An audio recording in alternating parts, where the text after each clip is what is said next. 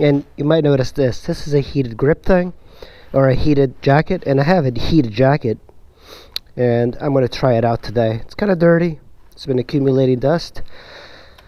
The battery's been always kind of weak on it, but it starts up.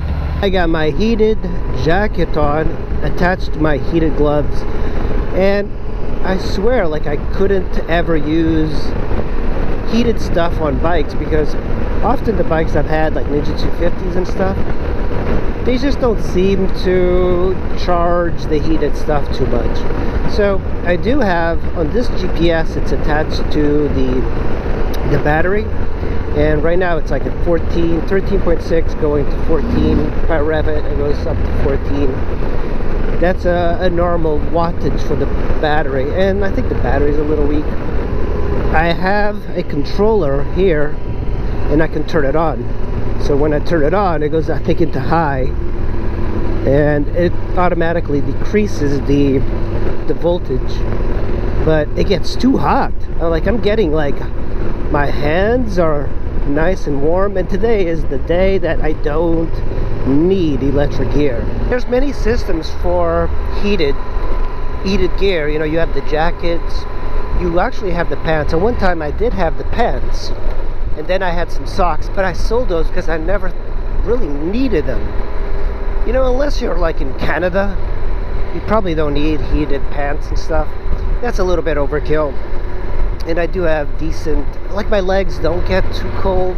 They get cold, but I find that just layering will be more than enough. And then I had heated socks, and the problem is then you have to run all of these wires, and often, like, the pants will attach to the socks and yada yada, but I don't know, after a while it just didn't seem necessary, and it was just gathering dust.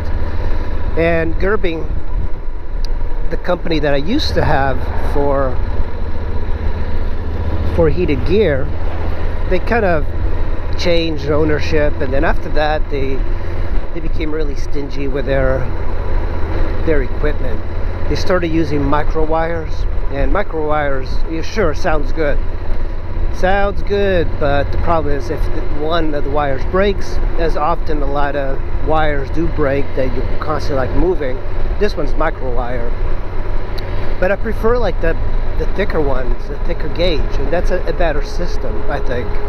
The Gerbing changed ownership.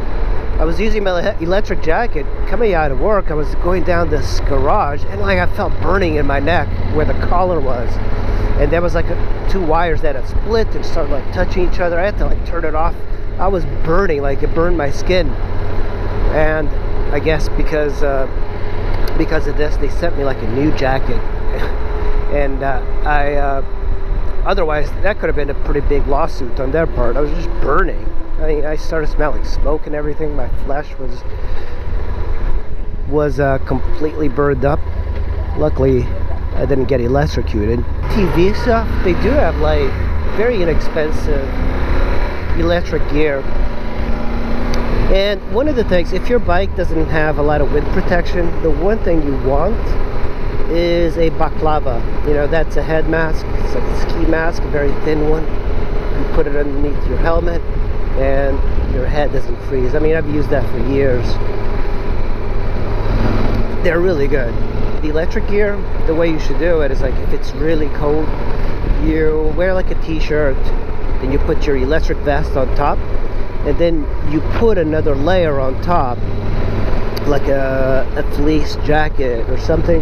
And I found that for this area, that's pretty much all you need. You can layer even more and create a better barrier. And here's a trick I learned one time. I almost got hypothermia, and I was on my way up from, like, Deals Gap, and it was a fall day, but it got really cold, and then my body got really cold, and I needed to get home. So what you can do is just bundle up newspaper if you have it, and stuff it all over your jacket. This is a trick that homeless people learned. You know, paper is a great insulator. Another really great insulator is just cardboard, because corrugated cardboard has got the air pockets in them, and that's really, like, what creates a lot of really good insulation. It's good for like even noise damping and everything. So, but cardboard is a little bit harder to like shove down. Look at this guy just ran the stop sign. See, this is why it's dangerous. Like riding here when you have morons like this. If you're in the city, you might be wondering, why the hell do I need electric gear? And you don't, because in the city it's actually warmer. All the buildings kind of deflect a lot of the wind. And if you're out here riding, today I actually didn't turn on the heated stuff. I haven't used it actually in years. And out here, if you're going to go for more than like an hour's ride, the heated stuff really works. And if you can combine it with like some fleece, you know, headgear and everything, you'll be really good off. Sometimes I see in the winter guys have helmets. I'm like, what the hell are you doing, buddy? And they're like, sometimes I can kind of understand this guy in the van. It's a big vehicle, so you're gonna run over the white painted line and the yellow. But this guy's always going over that double yellow in corners. And that's like one of the things that really annoys me. I really hate that, like, he's actually staying more on the lane, but see, he's crossing over. And there's no harm when you know there's nobody coming, but the problem is, like, you just don't know. And he's taking way too much liberty. See, there he goes, over the double yellow again. And yeah, it's a big car. Maybe he's not used to driving that thing. But you gotta be in your lane. You know, the double yellow is there for a reason, especially like in town. This is in town, by the way. This is the reason there's like so much land here. It's not because we're in the farm area. We are in it's like federal land for agricultural testing. There he goes over the double yellow again. So all of these buildings that you see, they're testing facilities, and this way there is NASA, so of course they need a lot of land. But this is not really like farm per se. We're not in a farm area. We're actually in town, just in the outskirts of Washington, DC, but that's why this is a very slow speed area. Another thing that's going to help you in the winter is like having a big windscreen like this. Windscreens are amazing, man. If you can get like a really large one just to shelter you from the wind, you're so much better off.